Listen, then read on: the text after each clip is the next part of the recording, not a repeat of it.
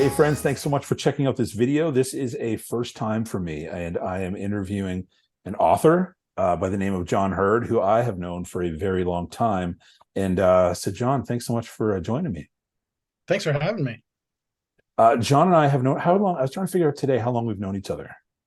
Like for We sure since we met 96. at a camp when I think we were at least we met at a camp in Oh, 91 or 2, I yeah, think. that's right, the before. Yeah. So like high school or middle school? Late middle school, yeah. Late middle school. So friends, Yeah, I've ninth known grade. ninth grade. Oh yeah. Well, for us it would have been junior high, but yeah. Here Yeah. down there it's high school. Yes, yeah, it would have been late middle school. So Jon and I have known each other for a very long time. We met each other at camp back in Canada forever ago, ended up at college together, and we've stayed connected ever since. So my friend Jon recently wrote a book, and so we're going to talk about the book. But in addition to talking about the book, Jon and I mentioned in a video recently, did some thrifting together. And if you watch that video about the movies I got for free via fiddling out riddles, this is the guy who knew the answers to the riddles. I would not have gotten free movies that day if I was by The myself. magic brain. And so anyway, so Jon, thank you again for those movies. I appreciate that. Yes, sir. And so Jon and I are going to talk his book, and we are also going to do an episode of The Five, and where Jon is also a huge movie fan and is thrifting movies all the time and music as well. So we'll do that at the end. But let's talk about book, man. And we've known each other for that long. And you wrote a book, and I have the book here, friends. And it is Jesus Farted and Other Uncomfortable Thoughts. I appreciate that you laugh when other people read the title of your book. What else can you do? So, I know friends, if I don't sell books, that's at least they're going to catch the title. Yeah. how many books do you sell? Who knows? But I laughed so much. Yeah. So, friends, the first question obviously is going to be about the title. Can you explain to me, to us, the how and the why you landed on the title? There's just in biblical scholarship, let's say, or the spiritual world, there's just this mystification of God and Jesus. And I heard on Sunday at church that he was fully man and fully God. And I almost like to think that he was half man and half God, because his bloodline is God and Mary. So there was no earthly father and there was no spiritual, if you want to go that way. So but I it focuses more on Jesus's humanity and how we have just an ability to relate to him and he to us. Cool. And that's what the title was about. Did you listen to What If God Was One of Us the entire time you're writing it? Not even once. Can you believe it? That's bull. Joan Osborne is crying right now. I have her CD right over here. We want to listen I'm to it. sure you do. There's not a CD you don't own. Yeah. So yeah, man, that's cool. No, I love that idea. And yeah, I think it's beautiful and relatable. And so I love it. But the title, it clearly grabs people's attention right away. So good to know. So Hurd, this is the deal. I want to tell you about my favorite parts of the book, and then I've got a handful of questions for you. But Shoot, so I'm going to let's dive go. in. All right.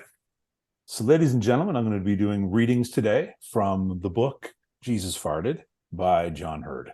All that to say, a couple days ago, I wasn't having the best day. I was feeling sorry for myself, for my work situation, disappointed in something that had happened at work, and I was also experiencing physical discomfort on many levels.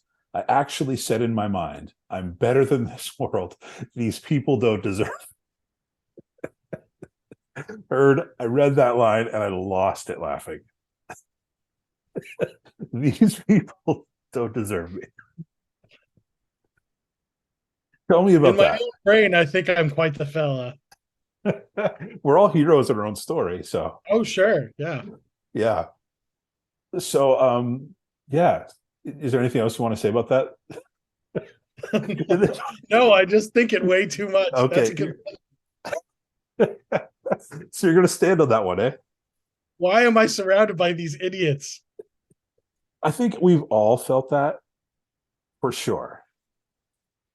And everyone has felt it about me, I'm sure. So that's the flip of that.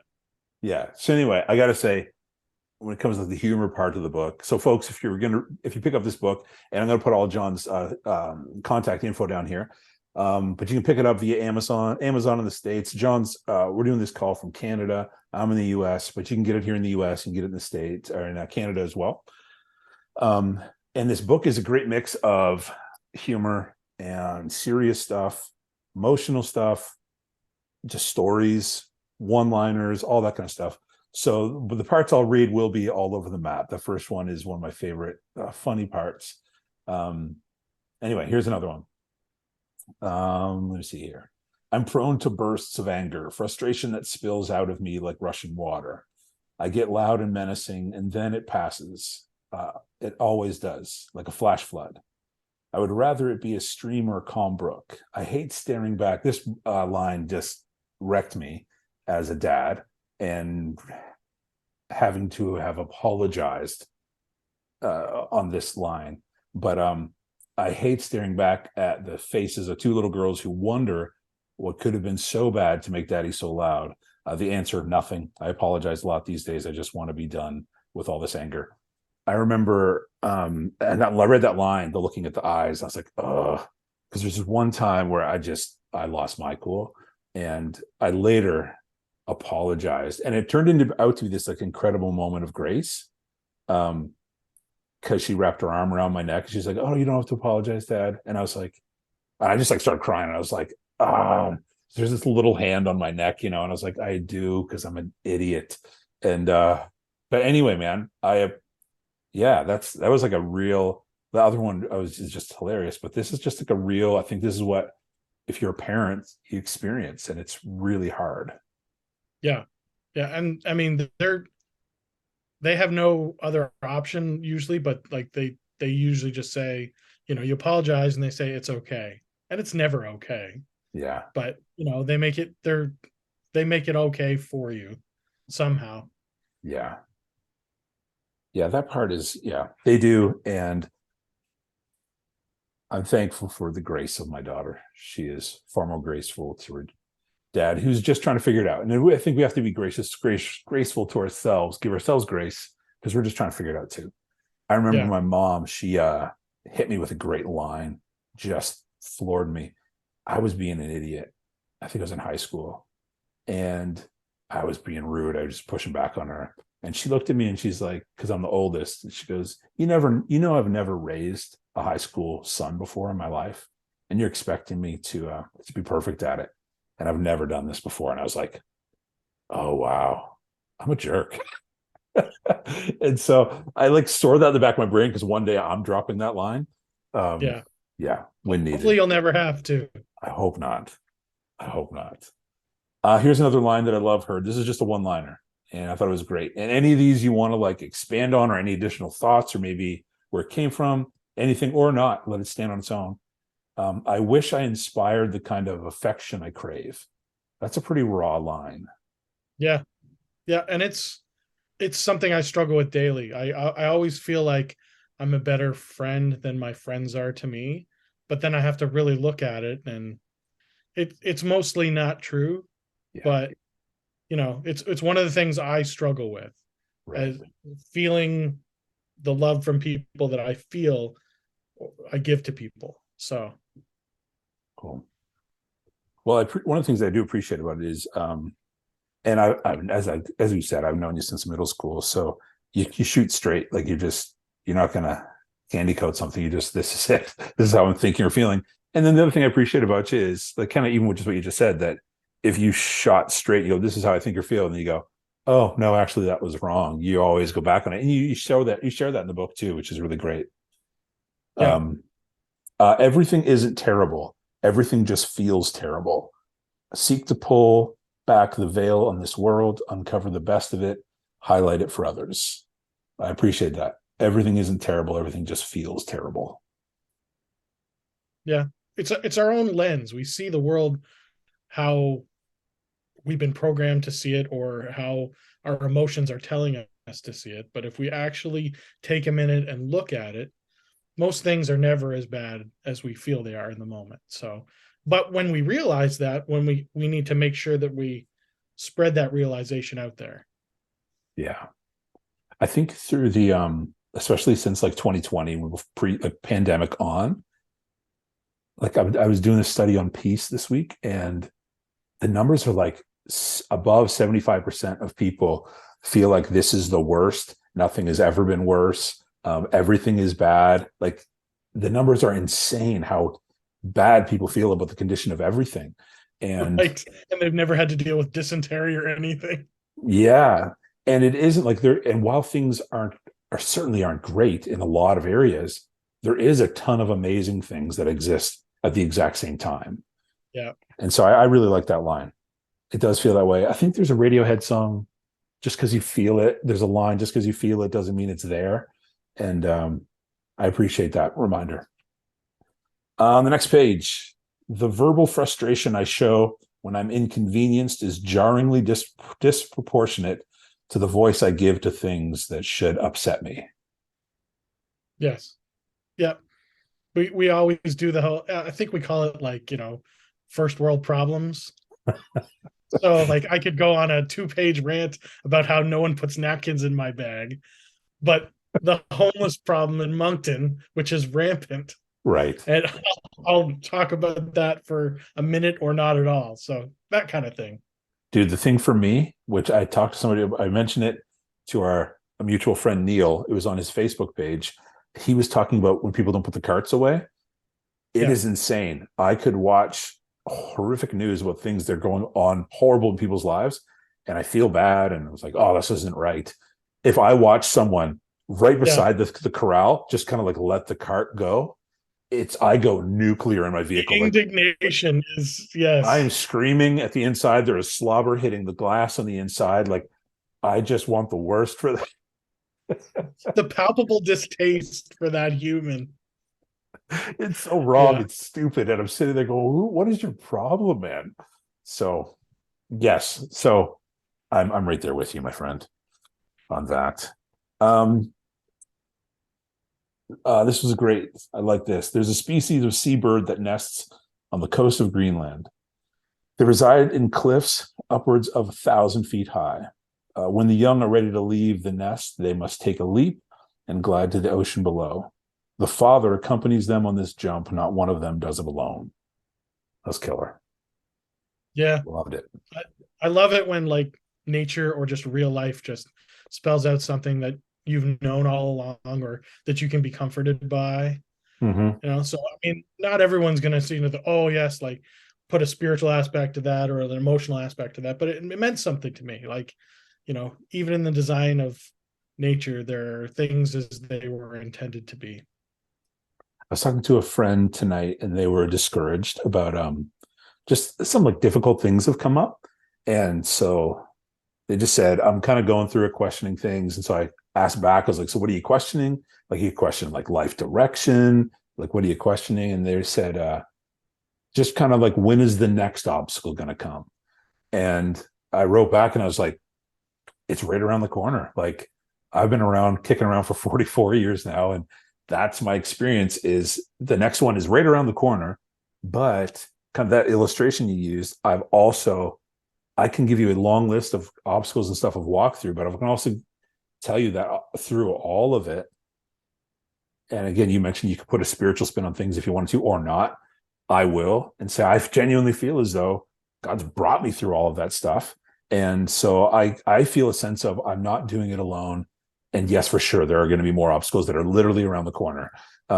It might be tonight or tomorrow, but I don't feel like I'm going to do it alone. And so that was just an illustration that I really appreciated. And it was a great picture, I think, of what my experience has been like. So, yeah. That's great. On page 84, this is more just a shout out because this is on brand with this channel.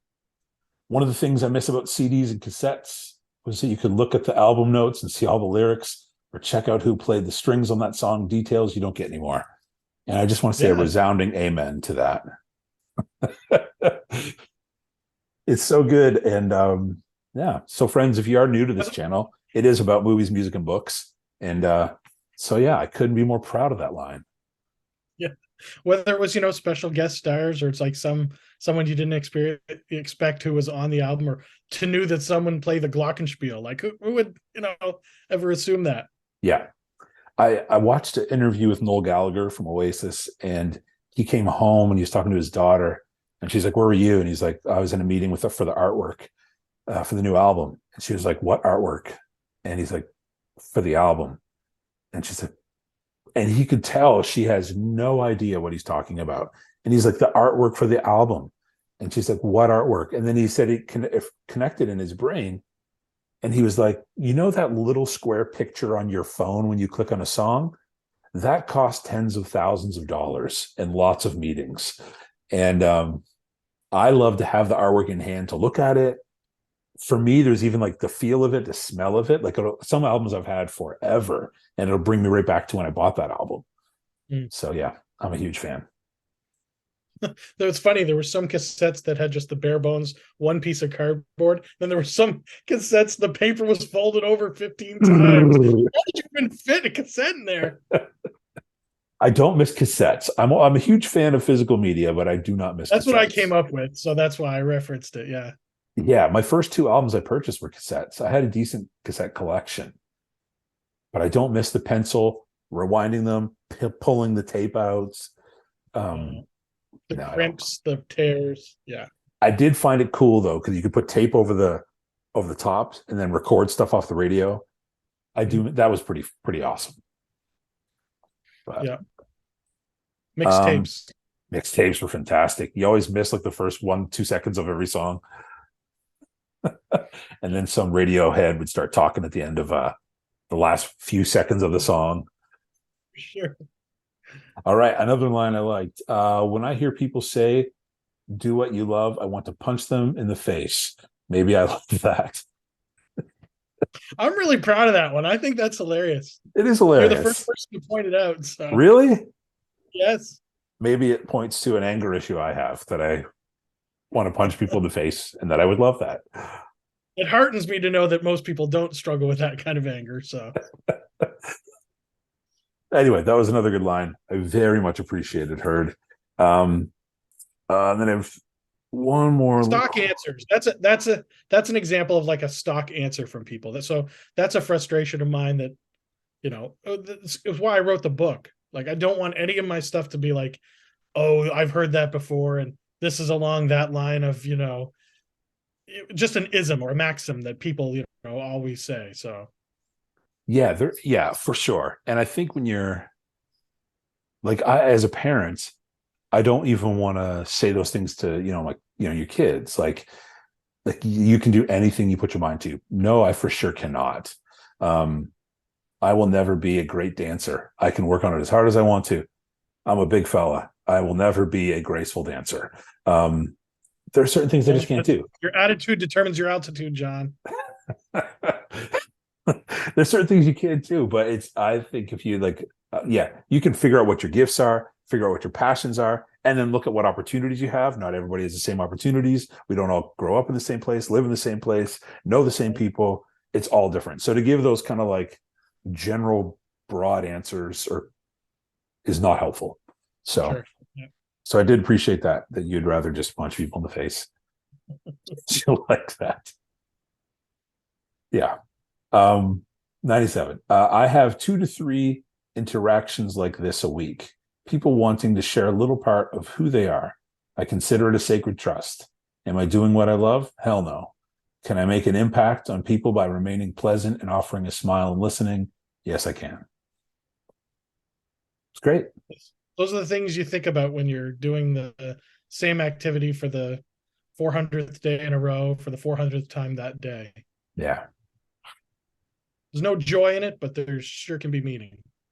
Yeah, and I think it's again kind of what you said. And the other thing, not everything is bad, and there can be joy. And when things are bad, it is kind of on us to create joyful moments and to create moments of grace and moments of mercy and moments of levity. That if you take hold of it, then everything doesn't have to be the worst, because you actually put effort into it. So yeah, and then what's that? Well said. That is your quote. And then the last thing, man, is not a direct quote. I just want to say I loved how the whole back end of this book was so Christmassy. It's the, Yes. it's the right time of the year. So, friends, if you bought this book, it's going to end on a very Christmassy note, which is very appropriate for this time of year. So That's actually the favorite thing that I wrote. I think that's the best. You could find that in a Reader's Digest, in my opinion. well, I love Christmas. I start celebrating Christmas in mid-September. So for me, when I was reading this, it was just, yeah, it just feels at home. It feels good. It feels cozy. Yeah, it's fantastic. You were like spending an evening in my living room on Christmas Eve. I was, and all when you're mentioning the food, the traditions, everything. Yeah, it was good. Hurd, well done. I have some more Thanks, man. questions for you. Well done. So I know a very, very short list of people who've written a book, who've taken the task to do it, and then be able to have a physical book in their hands. So it's no small accomplishment, man. So well done. And I'm glad I have a copy. It is autographed by Hurd in the front. And friends, I have a few more questions for you on the book stuff and being an author. But friends, check out that book. And again, on Amazon. And then in Canada, the bookstore is Chapters. You can get it at. Yep, 3 local chapter stores. Yeah, 3 local chapter stores, Amazon, or meeting Jon in person. And for a while, if you do that, is that deal still on, the candy bar? still going. Yeah, Candy bar. Reese's salty cups. So if you're in the United States, you can't trip over the border to get that peanut butter, or you can get it on Amazon. Yeah, totally worth it. Gas money, everything. All right. Well, I have a few more questions for you on the book. Is there an author who's like, I know your voice, and what was fun for me and having known you since middle school is I'm reading this and I hear you in my head. So it's not like when you read from an author, you've never heard their actual voice before. But is there an author that you've read because I have a handful of books back here that I just love everything they write. I love their voice. And do you have any authors whose voice you really connect with? I would say Donald Miller. He's into growing your own small business now, but before that, he was a lot more of just, the search for meaning and faith at its basis level and things like that. So wrote about his own experience growing up without a dad in his life. But yeah, I mean, I got the privilege of seeing him speak at a small college before he got really big, let's say. But yeah, I've enjoyed all his books. My favorite of his is where is it? A Million Miles in 1,000 Years. Yeah, that's my favorite of his. Yeah. That's a good one. I enjoyed Blue Like Jazz. Some of them were a little weirder, but To Own a Dragon was good. Yeah. Searching for God Knows What. I like that. Did you see the movie Blue Like Jazz? I didn't. I know that Steve Taylor directed it, though. That's a name that's familiar to some people in our circles. But I thought it was really great. Like it's for they're working on a smaller budget. They're not, but I thought it was a really great film. I really liked that a lot. So, friends, check out Don. I really should check it out. It's good. It's good. After you check out Jon Hurd. After you check out Jon Hurd, absolutely. He doesn't need the help. So if someone does read this book, what do you hope that they walk away with? That obviously we're all going to take different things from it. There's different lines. You said no one mentioned the punching in the face line to you yet. So we're all going to take different things. But is there like a general or an overall? I hope at the end of the day, you get this. I think maybe just an urge to dig deeper on things. Like we've all heard stuff and we all believe stuff, but why do we believe those things? And I mean, truth is one of those things that's become a relative thing, for better or worse. Sometimes it is because we don't really know the truth, and sometimes because it's been muddied and clouded for us. But just digging deeper on what you're hearing and learning to think about the things that are important to you. Cool. That's kind Cool. of what I want to get across. Awesome.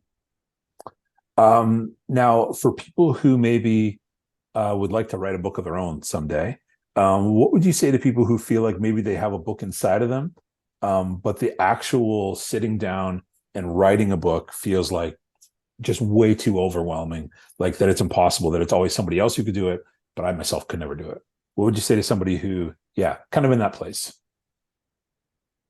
Well, the reason I started is because someone saw a small spark in me of whether it was talent or just um, they liked the tenor of what I said openly. But I'd say start with a sentence, see if that develops into a paragraph. And then if you can put thoughts together that make sense to you cohesively, if you like the way they look, if you like the way they sound, then maybe you've got something. And run it by people too. Um, you can't go by what people say, but they can be a good sounding board for what you're trying to do. And if you get off track, they can redirect you and help you out. So Cool. Um, does having a finished book under your belt make future books seem easier for you to finish and publish? Or does writing the next book feel like, oh man, this is like starting, it feels like the beginning of the first one? Or does this feel like now, oh no, this is much more doable? I think it's way easier. Like I already have book 2 just almost loaded up and ready to go. It's just in the chamber, waiting on some things. And I've already got to start on book 3 because Cool. book 2 is essentially done. But the way I write, some people, it's not me shaping a story world. I'm a writer. I like to say not an author. I think authors have it a little more tough because they have to come up with, shaping characters and things like that, whereas I'm just putting thoughts on paper, which can be tough, but it's got to be pleasing to an audience. It's funny too because I had a conversation with another writer who is doing better than I am, and I kind of asked her advice on some things, and she said, well, what is it you're trying to get across? And I gave her my elevator pitch for what the book's about, and she said, you need to be specific about what you have to offer people and how that meets a felt need or pain point in their lives. Convince them why they should care about what you have to say and what's in it for them. And part of me was like, wow, that's really good. And part of me was like, man, that sounds way too much like sales, and I suck at sales. So, as much as I want people to read my book, I don't feel like I should have to convince them to read the book. And maybe that's a fatal flaw with me, and it'll dictate whether I'm a success or not. But I'm constantly evaluating myself as a writer. Like you're your own worst critic, but you just look at things like, can that be better? Can I use this word less to sound less repetitive? Is there a way that can be said better? Is it relevant? Is it important? Is it funny enough? That kind of thing. So Cool. And next question is my last question for you on the book, and then we're going to go to talk movies, which we both enjoy. movies. Yeah, movies. So you said you've got the second one in the chamber, third one you're already working on. Can Yeah. you share a little bit about what the next one will be about? It's more of the same. It's just musings and Cool. to steal from George Carlin, brain droppings and things like that. I don't know that it's coming from a different place in my life. Some of it's older stuff. I say in the beginning of the intro part, like it's not like a chronological thing. They're from different times. I don't always feel the way I did when I wrote it, so you can't I'm not being held to whatever's on the page. They're just thoughts and things that I felt at the time. Maybe they've changed, maybe they were wrong, or maybe it's evolved. So Cool. Awesome, man. more of the same. If you liked it, you'll like it. If you did, Well, I look forward to it, man. good. I'll have to, yeah, the goal Good to is hear. I have to have whatever the complete collection. So I'll have to continue to buy them, continue to have them autographed, have the full collection. I'll have to come up with a cool name for a trilogy. Have it rival the Lord of the Rings, which is right, That's right. there. That's right. Yeah. Bodily function trilogy. Nice. Something. Well, Hurd, Thanks for chatting your book with me. Here it is, friends. Jesus Farted and Other Uncomfortable Thoughts by Jon Hurd. Amazon, Canada, US, chapters in Canada. Or again, you can actually meet Hurd yourself and pick it up from him in person, which I had the chance to do while you're here and we did some thrifting. So yeah. So thanks, man. Yeah. So thanks for chatting the book with me. I appreciate it. And I'm looking forward to talking movies with you. Sweet. Let's do it. So, friends, if you've been around the channel for any length of time, you've seen episodes of the 5. We just did, I think, 8 Criterion versions of it. And then before that, I think there's 20 other episodes that'll be more like this one, where I ask 5 questions to my friends and they respond. In the Criterion Collection edition, it was 1 film per question.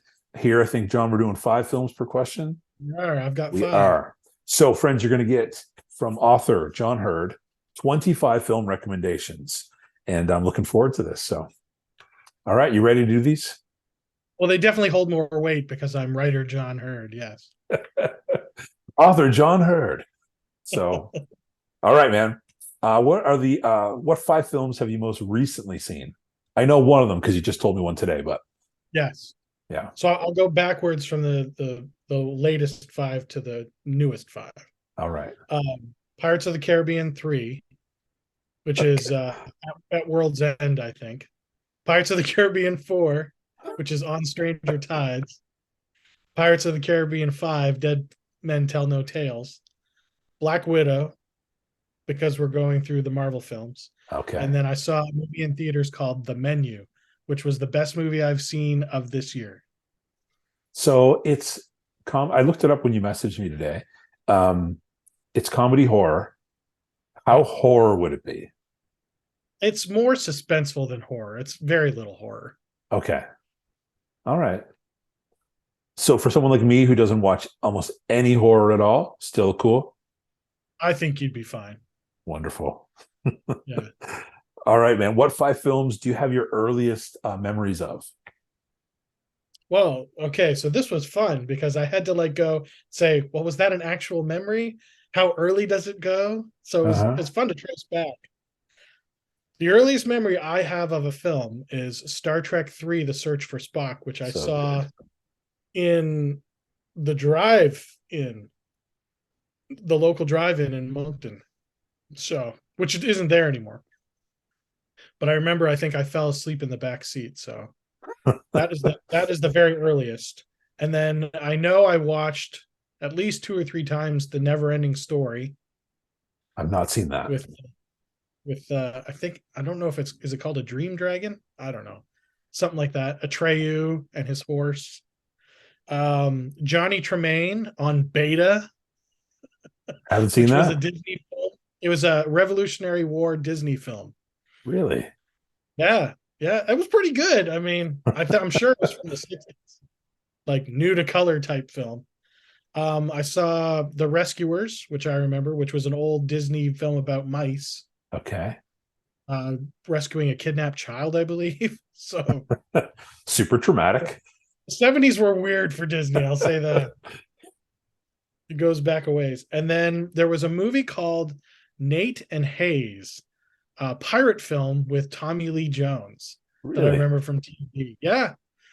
I have a good memory of that. Laughing about it. So you've mentioned 10 films so far, and 4 have been pirate related. I know. It's ridiculous. I like swashbuckling films. I don't adventure films. I mean, okay.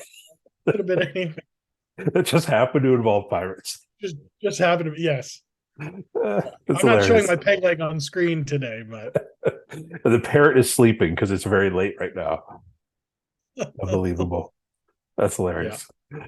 All right, man. What 5 films have had the greatest impact on you? It can be emotionally, it impacted your worldview, your life perspective. Yeah. I do. I like the parameters of this question too. So there's a movie called Gifted with Chris Evans about a genius kid and him being the uncle who takes care of her. And I remember I saw that, and it was just a great film inside and out. Loved it through and through. I've given it as a gift. Cool. That's how much I really like that film.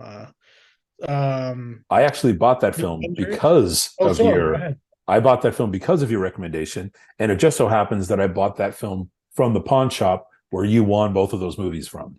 Woo! Yeah, so there's a lot But of you had to pay for that one. I did pay for that one because I'm an idiot. Have you watched it yet, or just bought Oh it? yeah, no, I watched that. Yeah, Okay, what'd you think? I'm a sucker for so Parental dad films type those absolutely. moments. Yeah, And he just wanted to be there for her and didn't want to be a failure. It's like everything as a parent you feel.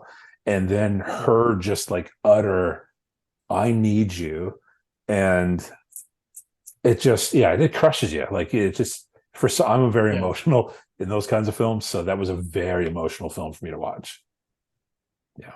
yeah. The scene at the end, yeah, it's pretty wicked. Yes, it is. So, but great film, great recommendation. Yeah. Second would be The Avengers, Okay. which my favorite superhero movie of all time. I mean, it's probably not the best made or the best one, but it's the first one that I remember thinking, there were maybe two moments in the film I didn't like, and that's, nothing for a film these days. So it was great, top to bottom. Uh, Nice. Quotable. I love the images in it, things like that. So, plus it's just the first one in the zeitgeist of Marvel films that I was, I mean, I'd seen Iron Man, but Avengers brought it all together. So, So in the uh, MCU, what yeah, would you say is the best MCU film or your favorite? Not the best, it's ridiculous. Your favorite and your least favorite. well, Avengers is right up there, Yeah. and then probably Ant-Man 2, Okay. kind of a kind of a throwaway film. I think didn't involve a whole lot, Sure. but maybe they'll do more with the characters they introduced in it. It was okay. I Whenever mean, you Marvel puts out a lot of okay films. whenever we talk, you talk about MCU films, the good and the bad. It's definitely hot takes. People are going to get angry at these selections. Oh, sure. But I mean, the popular one to say is Thor: The Dark World That as the is mine. worst. That I is don't mine. know. Yeah. I don't know that it's, yeah, to me, it wasn't the worst. So, My favorite all the way up until whatever, like 6 months ago or a year ago, was Thor Ragnarok. I just thought was the of greatest course, of all of a them. lot And of people then like that. the last Spider-Man one came out, and I was a blubbering mess throughout that whole film. I cried so That was much. well done. And I was just like, he was my favorite superhero growing up. I read comics, collected comics. Spider-Man was my favorite. Yeah. To see all three of those guys come together and do that, and those emotional touches throughout it, so that it edged out Ragnarok for me. So it'd be that last Spider-Man film, then Ragnarok, and then Thor They picking up can't the do back it in end. every film, but that's what we want from every Marvel film. It's Yeah, unfair, but that's what we want for you to yeah, introduce somebody we weren't expecting or that we were and make it work and the lines be great and callbacks and yeah, yeah. I agree. yeah. Cool, man. So what's your third pick? Let's see. Star Trek 4, The Voyage Home. Yeah, Star Trek every day. I used to watch. I mean, I've seen it 15 times. I'm sure with Mike Lutz, childhood friend in his basement, and we just we would swap lines back and forth. It was just a funny, fun one. It seemed to be pretty well done, and it was in the time. It doesn't hold up as a great film, but it impacted me greatly. So That's cool. yeah, Bill and Ted's Excellent Adventure would be number 4, Okay. which I mean, I think I was ahead of the curve on that one. Maybe it's still underappreciated. I don't know, but I watched it and I think I wore out a VHS of it. It was just, you killed Ted, you medieval dickweed is still one of the things I love quoting to people, and they have no idea what I'm talking about. I've never seen the original. I only saw the most recent one. Is the only of the because Okay. there's Face the three. Music. There's three, Yeah. right? Yeah. So I've only seen Face the Yeah. Music. Bill and Ted's Excellent Adventure, Bill and Ted's Bogus Journey, and Bill and Ted Face the Music, which is 20 years later, So that's the only one I've seen. 25 years later. And the only thing that I liked it, but what was hard was I just saw John Wick being dumb. Like that's all I could see was the guy who I think is the coolest acting Yeah. so moronic. So yeah, Yes. Yeah. That's tough, but yeah. So anyway, so that's my experience with Bill and Ted. you should go back and watch Excellent Adventure. I should. Maybe it'll happen. If I find it in a pawn shop or a Goodwill, I'll pick it up. Oh yeah, you can get it for $1 somewhere, I'm sure. Nice. And what's your last pick? Or was that 5? Or was that 4? No, that's 4. That's Okay. the 5th one, which impact. I think I saw it in theaters, and then I've watched it on video probably 6 or 7 times since, and it always holds up every time. And I bought the soundtrack too to it, Last of the Mohicans. Oh yeah. Okay. Love that, love it. And that's before CGI and all the Yeah. battle scenes and the heart that runs through it and the badassery and the at the end. It's a great film. Cool. I saw it for the first time maybe 2 months ago. So Wow. yeah. What did you think? It didn't grab me like it grabbed you, but Okay. Daniel Day-Lewis is a masterclass in acting every time you watch him do anything. So I've only seen like one of his films otherwise. what was He's underappreciated for me because I don't. What's that? Yeah, I think he's brilliant. So for me, I was just kind of like, there he is doing his thing, and he's crushing it. Yeah. So cool, man. Great picks. Next question: what 5 films do you think are underrated films? So number 1 would be it's a movie from I think the early to mid '90s. Robert Redford, Sidney Poitier, Sneakers. Sneakers. Great supporting cast. Uh-huh. It's a bit of a spy movie on the start of technological spy stuff. Okay. Some of the stuff doesn't still like hold up, but a lot of it's really good acting. It's a great story. I am looking on Amazon right now because I've never seen that or heard of it even. Oh, you're kidding? No, my dad got us like everything off the shelf when we were growing up, so we saw a lot of films that a lot of people didn't see. Oh, there you go. Yeah. Dan Aykroyd's in it. River Phoenix, Mary McDowell, McConnell. I don't know. All right. There we go. All right. Film for me to check out. Hey, all right. Number 2 is Robin Hood, the Ridley Scott directed one. Yeah. I do think there's a place for Robin Hood, Prince of Thieves. There's some really good moments in that, but Robin Hood, I really, really, really liked. The action was good. The story was good. Nothing was hokey about it. It was acted well. The accents were good, so Nice. I enjoyed it immensely. And that's Russell Crowe. That's Russell Crowe. Yeah. Where was that in relation to Gladiator? Like, was that Oh, 10 years later. 10 years later? Okay. 10 to 12, right. yeah. Okay. Yeah, he's great. It's been in the last 10 years, I'm pretty sure. Okay. Cool. Yeah. There's a romantic comedy from, I want to say, late 90s, maybe 2000, called Return to Me. Minnie Driver and David Duchovny. X-Files. Yes. It's a great little story with a lot of heart. Jim Belushi provides the laughs in it. Okay. But it's well done. Well done. It's my favorite romantic comedy. Oh, really? Yeah. I've never seen it, but I can see the cover in my mind because I've seen the DVD a million times. Yeah. Yeah. Worth picking up for a date night, I think. All right. Yeah. Number 4 would be Constantine, which I they're making a new one, so I'm very excited.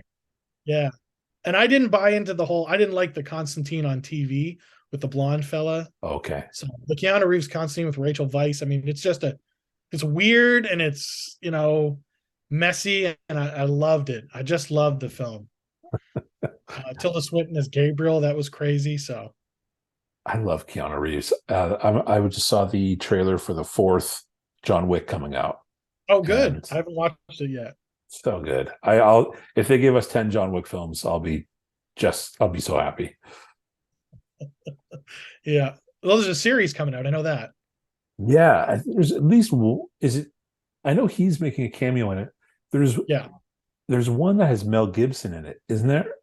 Oh, it didn't not in well, maybe in the new ones. I haven't looked at the cast, but There is one that I think is like a spin-off, and I think maybe that's the one he's in. okay.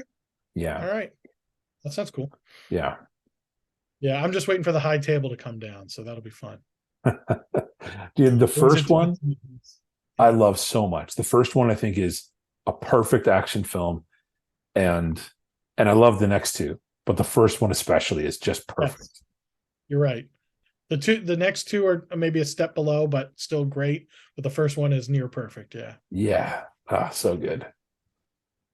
And then my last one would be a little known, underappreciated gem from Pixar called A Bug's Life, Oh, yeah, which it's probably in my top 5 Pixar films. So cool. I thought it was really funny. The voices worked really well. That the heart and the story was great. So Is Stallone one of the voices in that movie?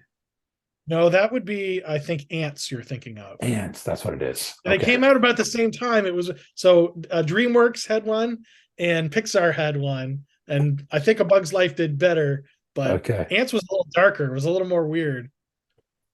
They always do that where there's like a film about going into Yeah. space because you got to save the world from an asteroid, and then there's another one that's exact same. And then there's a tidal wave one. There's another tidal wave one. Yep. Yep. Always have to be the same. Yeah. Well, those are Was great it picks, Deep man. Impact and what was the other Yes, one? Armageddon. Armageddon, right? Yeah, And one was clearly better. Armageddon made the Criterion Collection, which blows my mind, Yes. but it did. And for all Billy Bob those, Thornton was great in that film. I love him in that he's movie. he's great all the time. Yes, he is. He's great all the time. That's true. Yeah, he is. All right, man. Last question. What 5 films bring you the most joy, hope, laughter? They put a smile on your face. So this one was the toughest one for me because you're trying to juggle them with all the other questions and what impacted you but so smile to my face, joy. I have never laughed at a film in my life as much as the first time I saw The Naked Gun. So Leslie Nielsen is a national treasure of Canada. Right. He's just so good in that movie. All the stuff from impersonating the umpire to the stuff with the love scenes and it's a great laugh out loud movie. And I Mm-hmm. still laugh at it. I mean, it's funny. So I will say The Equalizer is number 2. Oh yeah, The film with Denzel Washington. killer Yeah. film. Yeah. There's a couple parts in the beginning that lag for me, but just, when he gets to around to just kicking ass and taking names, love that movie. Uh Yeah. huh. And the music too. Like the Yep. last, yeah. Yeah, I loved you. What did you think of the second one? Not as good. Yeah, I agree. Not as good. Yeah, I watched it, but not as good. I don't own that one. So, me either. I only own the first one. yep, me too. And so this one, the third one is it was like an A-B situation with my favorite romantic comedy. And I don't know if like it's universally disliked or liked or not, but a lot of people put I think it's The Wedding Singer as Adam Sandler's best Uh-huh. romantic comedy. I like 50 First Dates better. I don't Yeah. know why. There's a lot of sweet moments in it. It's just an amazing film to me. Mm-hmm. I think they did a great job on it. Plus, I like them. Their chemistry is great. They've been in 3 films together. So When she beats the tar out of on the when they're driving along the road and she beats up Rob Schneider like multiple times, doesn't she? I don't know. Maybe she Dude, takes a I feel like there's a part where she like takes a baseball bat to him because Sandler's supposed to come, I think, and be the hero. But I know oh yeah, there's he like tries to mug her or something. yes, and she's just clubbing them. Yeah, Yeah. he gets cut open, like he gets a Oh gash in his yeah, side at some point. Yeah, yeah. And I will. The end is pretty great when she wakes up. Yeah, and there's that yeah. recording at the very. It's great. Well, it's got the best line in it that I love too. It's you're the girl of my dreams, and apparently I'm the man of yours. That's Not to cool. ruin it for anyone that hasn't seen it, but that's a great line. Yeah, that's a great line. Nice. And so that one. My favorite. This is my favorite holiday film, narrowly edging out Home Alone. Elf. Oh, it's so good. I like Elf. It's very very quotable. I think Yeah. Will Ferrell is a master class on acting like a child. So which isn't easy to do, No, and he doesn't pull it off. It's not hokey. You no, never roll your eyes at it. It's a very very funny film, and just enough heart to not make me roll my eyes. So, I agree. and then for the last one, it's more content than the actual, it's the like what's in the film more than the film itself. I like the movie Chef because it Yeah. treats the cooking as, like that's the star, and the food, and I'm a food guy, so I like foodie stuff. And isn't there a significant number of the Avengers in that film? There's a few, yeah, yeah, or people That's that are awesome. from Iron Man anyway. Yeah. He made it That's around the time I think Iron Man 2 or 3 came oh, out. really? Yeah. Well, that's one that you mentioned that to me a while ago, and I never see it out. Like when I'm thrifting, I Oh, never right. see it. It's hard to find. I was very lucky. Yeah. Yeah, Yeah. that's hard. Well, cool, man. Well, thank you so much for sharing your picks. Yeah, it was a I was pleasure. so curious about this. And I know we had chatted about this when you were here a couple months ago about doing this. So this was fun to actually hear what the titles are. So Yeah. So I was very pumped to be able to participate. Very happy to be able to share the films that have impacted me. The list kept changing every once in a while. So it does. I feel like if I did this every 3 months or every 6 months, it would change. There is some that probably will never leave the list, but there are definitely ones that when you see a friend of mine, Stephanie, recommended me two films this year that instantly became two of like the most emotionally gripping films I've ever seen. And there was back-to-back recommendations. One I would say is maybe one of, if not my favorite film of all time. And so, yeah, it just, you never know when you watch a film, like it can genuinely change you. And that's what I love about storytelling is that story could have a huge impact on you. And then you recommend it to everybody. So yeah, yeah, movies have a way of almost marking the eras of your life too. Because there's definitely. stuff that's never like there's impactful times in your life, and whatever you consumed at that point as far as media and content is going to be impactful. And then there's stuff that was like, nah, I don't remember anything from that 10 years, and media is going to be the same. Yeah. Yeah. And I love too that there's stuff that because there's so much content out there, there's stuff that you and all of us have never seen before or heard of its music. And Yeah. it's amazing to get down the road and experience it so much later. And it's like I watched Ferris Bueller's Day Off for the first time this year, and everyone's like, it's one of the most amazing films Never ever. seen it. Yeah, never It seen it. was so good. I absolutely loved it. And for me, it was fun going, I'm in my 40s, mid 40s, and it's decades later, but I get to experience it for the first time. And everyone who saw it in the 80s, they don't get to have that feeling. Well, I got to have that feeling. So that's the cool part of seeing something that has just been a blind spot for you, or you just never been introduced to it. Sure. Do you have a Yeah. recommendation for me? I gave you sneakers. Well, I'll say have you seen 9 Days? 9 days. I have not. That's the one my friend Stephanie recommended she said, I think you're going to like this a lot. And then I went and bought it, watched it. And within minutes of watching it, I texted her and I said, that might be the best movie I've ever seen. It's simple in that it's not like all of these different places. There's not crazy CGI.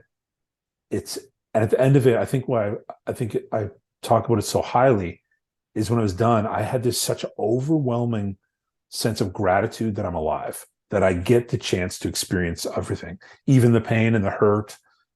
I get to feel this and I get to see it and I get to experience it. And that is a gift that the odds were that I would never get to experience, but I did get to experience it. And I think that's why I liked it so much. It just made me feel overwhelmed with gratitude. It was really good. It's great to be able to experience movies like that, and anything really. Yeah. Like you're a music and book guy too, so any kind of experience that someone shares through a medium to us that we actually get what they meant to send, I Yeah. think that's a treasure. Yeah. So I would highly, highly recommend that one. Nine Um, days. Okay. 9 Days. And the other one she recommended to me that I was like full I on. only asked for one, John.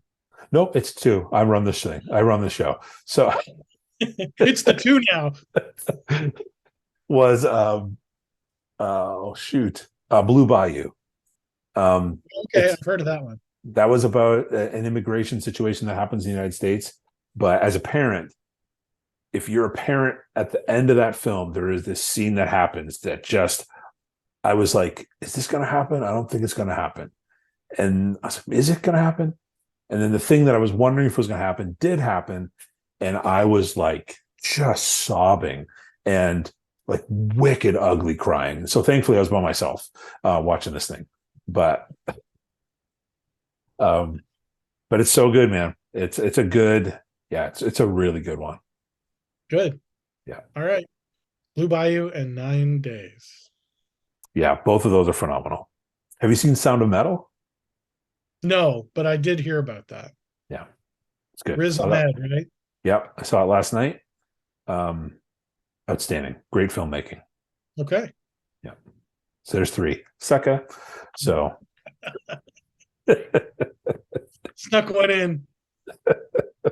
yeah. Well, cool. Hurd, I don't want to hold you up, man. You're an hour ahead of me. So but I appreciate this very much. And friends, pick up Hurd's book, Amazon, in person. Please Or chapters. check it out. And number 2 will be out. If you start following Hurd, all of his stuff will be down below. Follow him so you can hear about when the second book comes out, and then eventually the trilogy. So cool. Well, thanks so much, Jon. I appreciate it. And thank you for writing the book, for talking about the book, and for sharing your movie recommendations. Thank you, man. Thanks for doing this. I love that this is an aspect of your personality I'm getting to know better. So, and who would have known as middle schoolers at camp being idiots, they would eventually be here. So just comparing the size of our calves. Yeah. Mine have been better than they are now, I will admit. I'm sure they're better than mine. Well, good to see you, man. You too. All right. Talk to you later.